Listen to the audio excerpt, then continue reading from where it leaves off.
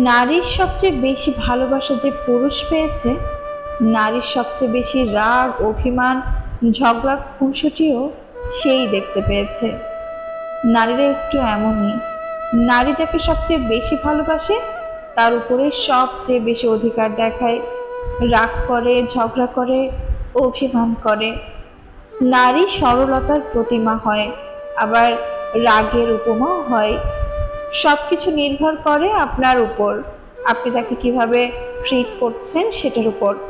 স্বাভাবিকভাবে পুরুষের তুলনায় নারীদের বেশি মুড সুইং হয়, তাই নারীদেরকে বুঝতে পারা একটু বেশিই কঠিন।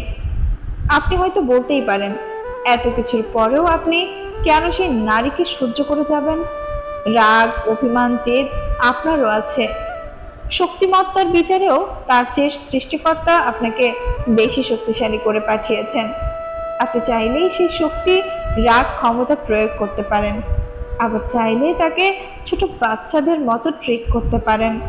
ক্ষমতার প্রলয় না দেখিয়ে ভালোবাসার চাদরে তাকে আবৃত করে রাখতে পারেন, হয়ে উঠতে পারেন তার প্রিয়তম পুরুষ, সবচেয়ে নিরাপদ আশ্রয়। বুদ্ধিমানরা তাই করে, কারণ তারা জানে নারীর উপর রাগ, অভিমান, কঠোরতা দেখিয়ে নারীর কাছ থেকে সবকিছু আদায় করে নেওয়া যায় না।